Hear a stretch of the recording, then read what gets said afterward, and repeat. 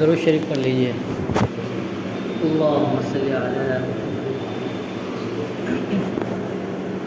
اللہم پہلے صف میں آ جائیے، پہلے صف کو پوچھ کیجیے۔ نحمدہ و نصلی علی رسولہ الکریم، اما بعد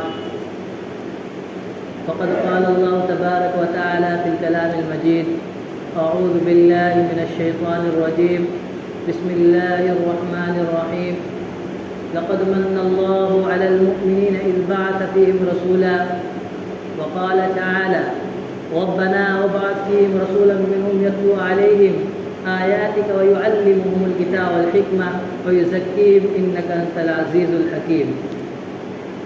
صدق اللہ العظیم۔ حضور آئے تو سر آفرینش پا گئی دنیا، حضور آئے تو سر آفرینش پا گئی دنیا، اندھیروں سے نکل کر روشنی میں آ گئی دنیا، مجھے چہروں کا زنگ اترا سطح چہروں پہ نور آیا، حضور آئے تو انسانوں کو جینے کا شعور آیا، یتیموں اور ضعیفوں کو پناہ مل گئی آخر، یتیموں اور ضعیفوں کو پناہ مل گئی آخر، حضور آئے تو ذروں کو نگاہ مل گئی آخر۔ محترم حضرات، حضور علیہ السلام کی شان بیان کرنے کے لیے کس زاویے کو چھیڑے، کس پہلو کو تلاش کرے۔ حضور کا دنیا میں آنا ایک علیحدہ عنوان ہے، دنیا میں رہنا ایک علیحدہ عنوان ہے۔ نبی کی وسعت کیا ہے، نبی کی بلندی کیا ہے، نبی کی ولادت پیدائش کیا ہے، نبی کی نبوت کیا ہے، یہ سب ایک علیحدہ عنوان ہے۔ میں تو صرف فانی بدا یونی کی زبان میں یہی کہہ سکتا ہوں کہ بدلا ہوا طرف گلوں کا تیرے بغیر، ایک خاص سی اڑی ہوئی سارے چمن میں تھی۔ ایک عربی کے شاعر نے حضور علیہ السلام کی شان میں 40,000 اشعار لکھے۔ 40,000 اشعار کے بعد جو اس نے آخری شعر لکھا ہے اس کا ترجمہ ایک اردو کے شاعر نے کیا ہے۔ اس نے کہا ہے کہ تھکی ہے فکر رسا مدح باقی ہے، قلم ہے آبلا پا مدح باقی ہے، ورق تمام ہوا مدح باقی ہے، اور عمر تمام لکھا مدح باقی ہے۔ اللہ تبارک و تعالی ارشاد فرما رہا ہے، لقد من اللہ علی المؤمنین اذ بعث فیہم رسولا، کہ حقیقتاً اللہ نے ایمان والوں پر احسان کیا ان میں رسول بھیج کر۔ ایک جگہ ارشاد فرما رہا ہے، لقد کان لکم فی رسول اللہ اسوۃ حسنہ، کہ حقیقتاً تمہارے لیے اللہ کے رسول کی زندگی میں بہترین نمونہ ہے، اسوہ حسنہ ہے، ایک بہترین آئیڈیل ہے۔ ایک موقع پر نبی کریم صلی اللہ علیہ وسلم نے ارشاد فرما رہے ہیں، انی ثمرۃ دعوت ابی ابراہیم، کہ میں اپنے ابا حضرت ابراہیم علیہ السلام کی دعاؤں کا ثمرہ ہوں۔ حضرت ابراہیم علیہ السلام کی کیا دعا تھی؟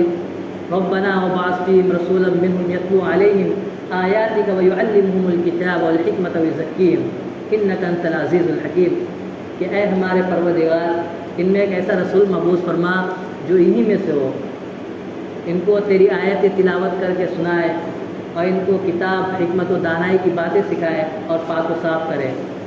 آپ بڑے زبردست اور بڑے حکمت والے ہیں۔ میرے بھائی اور دوستو، یہ ربیع الاول کا مہینہ ہے، اس کو فضیلت اس لیے حاصل ہے، اس میں سرور کائنات صلی اللہ علیہ وسلم کی ولادت باسعادت ہوئی۔ ربیع عربی زبان میں موسم بہار کو کہتے ہیں۔ آج سے 1400 برس پہلے عرب کی ویران وادی میں ایک بہار آئی تھی۔ بی بی آمنہ کے آنگن میں سدا بہار پھول کھلا تھا، جس کی مہک اور خوشبو سے ساری کائنات معطر ہو گئی۔ دلوں کے خلوت قدے روشن ہو گئے، تھکی مادی انسانیت کو شادمانی ملی، نسل آدم کا وقار بلند ہوا۔ حضرت آمنہ فرماتی ہے کہ جب آپ صلی اللہ علیہ وسلم میرے پیٹ میں مہمان بن کر آئے تو میں اپنے اندر عجیب و غریب تبدیلیاں میں نے محسوس کی۔ اگر کوئی کام کرتی تو بآسانی ہو جاتا، اگر کوئی روڑا پتھر میرے پاؤں کے نیچے آ جاتا تو روئی کی طرح نرم ہو جاتا۔ فرماتی ہے کہ آپ صلی اللہ علیہ وسلم کی ولادت سے پہلے مجھے عجیب و غریب خواب نظر آیا کرتے تھے، اکثر مجھے نور ہی دکھائی دیتا تھا۔ فرماتی ہے کہ ایام حمل میں مجھ سے خوشبو آیا کرتی تھی، اور یہ بات مکہ کی عورتوں میں عام ہو گئی۔ حضرت آمنہ فرماتی ہے کہ ایک روز میرے گھر کے چراغ میں تیل ختم ہو گیا، ولادت کا مرحلہ شروع ہوا۔ جب آپ صلی اللہ علیہ وسلم کی ولادت ہوئی تو پورا گھر روشن اور منور ہو گیا، چراغ کی ضرورت ہی نہیں پڑی۔ فاطمہ بنت عبداللہ جو دائی کا فریضہ انجام دے رہی تھی، فرماتی ہے کہ جب آپ صلی اللہ علیہ وسلم کی ولادت ہوئی تو پورا گھر روشن ہو گیا۔ اور ستارے اس طرح جھکے، مجھے ڈر ہوا کہ کہیں وہ مجھ پر گر نہ پڑے۔ حضرت آمنہ فرماتی ہے کہ جب آپ صلی اللہ علیہ وسلم کی ولادت ہوئی تو میں نے ایک ایسا نور دیکھا جس سے بصرہ اور شام کے محل روشن ہو گئے۔ محترم حضرات، شرفاء عرب اپنے نومولود بچے کو دیہاتوں میں بھیج دیا کرتے تھے تاکہ وہاں کی کھلی فضا میں سانس پا سکے، پرورش پا سکے۔ چنانچہ قبائل عرب سے سال میں 2 مرتبہ عورتیں مکہ آتی اور کھاتے پیتے گھرانوں سے بچوں کو لے جایا کرتی۔ عرب کے دستور کے مطابق شیرخوار بچے لینے کے لیے شہر سے عورتوں کا ایک قافلہ روانہ ہوا۔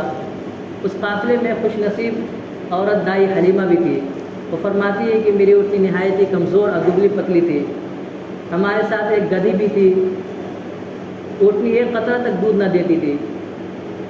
ہم بھوک کی وجہ سے ساری رات سو نہ پاتے تھے۔ حضرت حلیمہ فرماتی ہے کہ میری چھاتی میں اتنا دودھ نہ تھا کہ بچہ سیر ہو سکتا تھا، یہی وجہ تھی کہ بچہ ساری رات بلبلاتا تھا۔ سرور کائنات صلی اللہ علیہ وسلم کو تمام عورتوں نے دیکھا لیکن یتیم ہونے کی بنا پر قبول نہیں کیا۔ لوگ ان عورتوں کو کوستے ہیں کہ ان عورتوں نے آپ صلی اللہ علیہ وسلم کو قبول کیوں نہیں کیا۔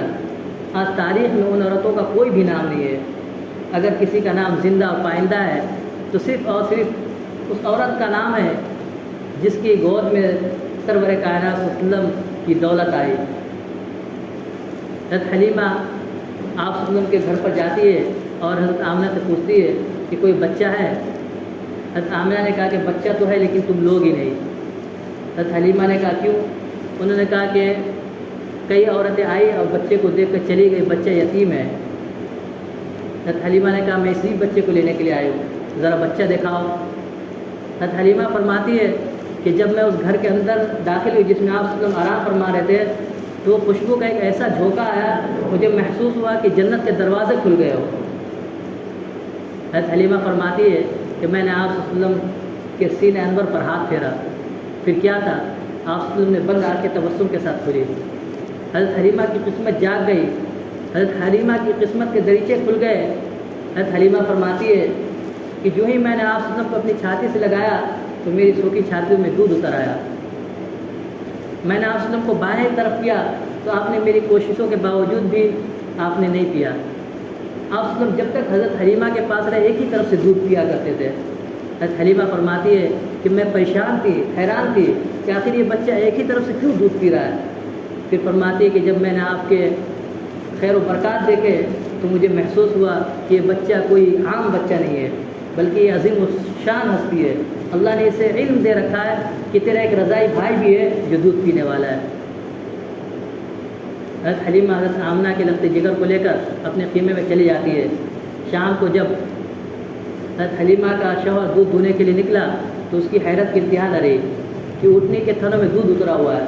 انہوں نے پکار کر کہا کہ حلیمہ آج تو ہماری قسمت جاگ گئی، یہ بچہ رحمتوں اور برکتوں اور سعادتوں والا نکلا۔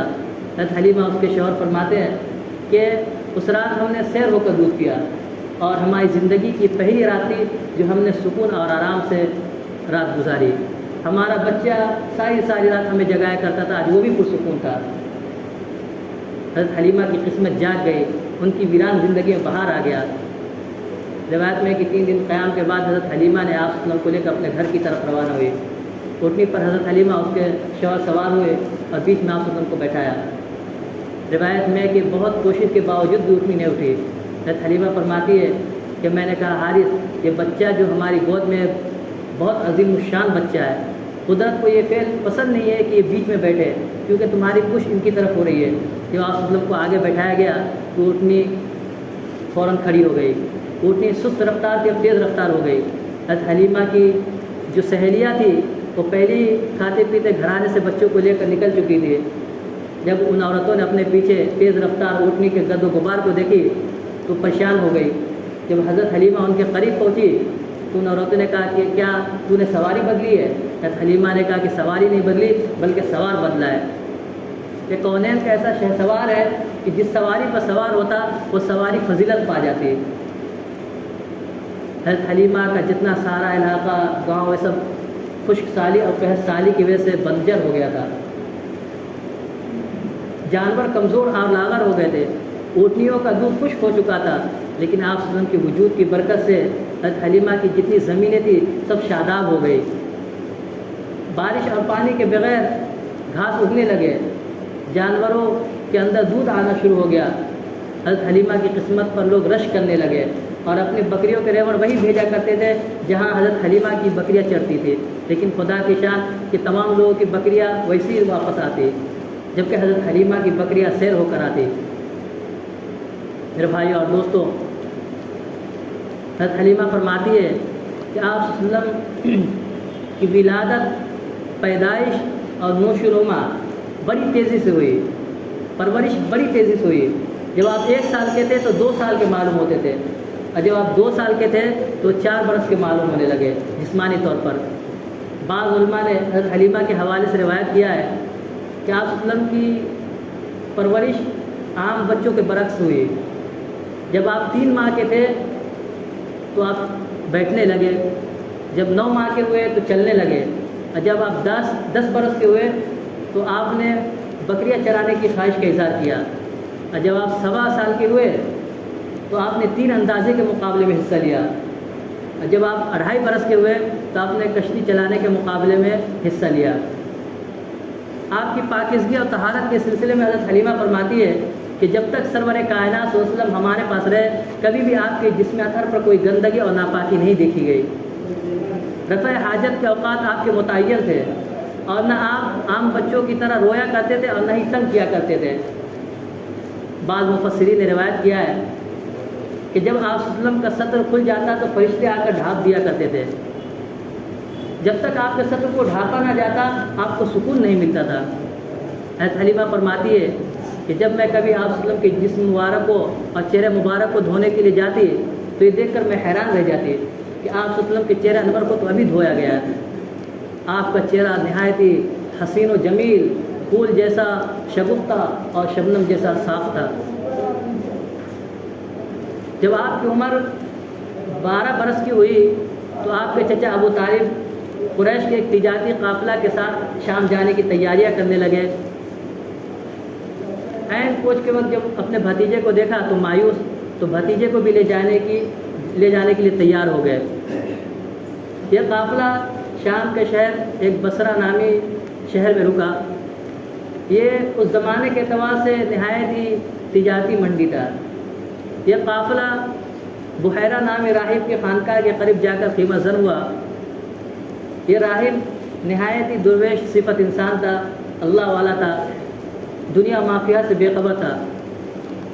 قریشی قافلہ جب اس کے خانقاہ کے قریب جا کر خیمہ زن ہوا تو اس نے قریشی قافلہ کو دعوت دی۔ قریشی قافلہ بہت پریشان ہوا کہ یہ راہب تو کبھی کسی کو خاطر خواہ میں نہیں لاتا، کسی کی مہمان نوازی نہیں کی۔ اس سے پہلے بھی قریشی قافلہ کئی بار آئے لیکن اس نے پوچھا نہیں۔ جب یہ قافلہ اس کے خانقاہ کے قریب پہنچا تو اس راہب نے کہا کہ اس قافلے سے کوئی پیچھے تو نہیں رہ گیا؟ لوگوں نے بتایا کہ ایک بچہ رہ گیا ہے جو سامان کی حفاظت کی خاطر وہاں رکا ہوا ہے۔ اس راہب نے کہا کہ اس بچے کو اس دعوت میں ضرور شریک کیا جائے، کیونکہ دعوت اسی کے اکرام میں دی جا رہی ہے۔ جب آپ صلی اللہ علیہ وسلم تشریف لائے تو اس راہب نے آپ صلی اللہ علیہ وسلم کا بغور مشاہدہ کیا، پھر حضرت ابو طالب سے پوچھا کہ کیا یہ بچہ تمہارا بیٹا ہے؟ تو انہوں نے کہا ہاں یہ میرا بیٹا ہے۔ اس راہب نے کہا کہ میرے علم اور بصیرت کے بقدر یہ لڑکا تمہارا بیٹا ہو ہی نہیں سکتا ہے۔ جب کھانا ختم ہوا تو اس راہب نے آپ صلی اللہ علیہ وسلم کو لات و عزا کی قسم دے کر پوچھنا چاہا، تو حضور صلی اللہ علیہ وسلم نے ارشاد فرمایا کہ آپ مجھے لات و عزا کی قسم دے کر نہ پوچھیں، ان سے مجھے سخت نفرت ہے۔ پھر بعد میں اس راہب نے ابو طالب کو بتایا کہ جب یہ قافلہ شہر کے اندر داخل ہوا تو میں اپنے خانقاہ سے اس قافلہ کے آنے کا نظارہ کر رہا تھا، تو ایک بادل کا ٹکڑا اس بچے کے سر کے اوپر سایہ کیے ہوئے چلا آ رہا تھا، اور جب یہ قافلہ ایک درخت کے نیچے خیمہ زن ہوا اور تمام لوگ درخت کی گھنی چھاؤں میں بیٹھ گئے اور اس بچے کو جب جگہ نہیں ملی تو یہ دھوپ میں بیٹھ گیا، تو درخت کی جتنی شاخیں جڑیں تھیں سب جھک کر اس بچے کے اوپر سایہ کر رہی تھی۔ ایک روایت میں ہے کہ بحیرہ نے کہا کہ جب یہ قافلہ شہر کے اندر داخل ہوا تو جتنی چیزیں تھیں سب سجدہ ریز ہو گئی۔ نبی کریم صلی اللہ علیہ وسلم اپنے اخلاق اور اپنی شان و مقام کے اعتبار سے تمام انبیاء و سابقین میں اعلیٰ اور ممتاز تھے۔ چنانچہ قرآن کریم میں اللہ تبارک و تعالیٰ ارشاد فرما رہے انک لعلی خلق عظیم کہ آپ تو بڑے صاحب اخلاق ہیں۔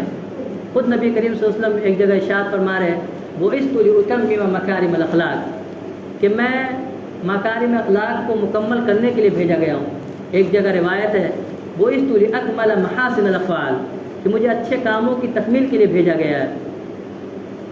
حضرت سعد ابن ہشام ایک مرتبہ حضرت عائشہ صدیقہ رضی اللہ عنہ سے سوال کرتے ہیں کہ آپ صلی اللہ علیہ وسلم کے اخلاق کیسے تھے؟ حضرت عائشہ صدیقہ رضی اللہ عنہ نے فرمایا کیا تم قرآن نہیں پڑھتے؟ انہوں نے کہا قرآن پڑھتے ہیں۔ تو عائشہ صدیقہ رضی اللہ عنہ نے فرمایا کان خلقہ القرآن کہ پورا کا پورا قرآن حضور صلی اللہ علیہ وسلم کے اخلاق ہے۔ حضرت عائشہ فرماتی ہے کہ نبی کریم صلی اللہ علیہ وسلم کبھی بھی اپنی ذات کے لیے غصہ نہیں ہوئے، کبھی بھی غصہ نہیں ہوئے۔ اگر کبھی غصہ ہوئے تو شریعت کے کاموں کے لیے غصہ ہوئے، حدود و قیود کے لیے غصہ ہوئے، اپنی ذات کے لیے کبھی غصہ نہیں ہوئے۔ اور فرماتی ہے کہ کبھی بھی اپنی ذات کے لیے کسی سے بدلہ نہیں لیا۔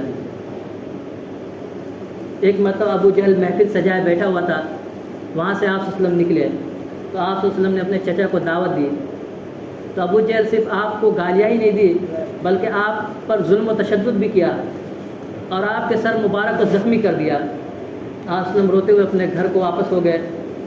حضرت حمزہ رضی اللہ عنہ کی باندی جو تھی اس نے سارا واقعہ دیکھ لیا، آ کر حضرت حمزہ رضی اللہ عنہ کی اہلیہ کو بول دیا۔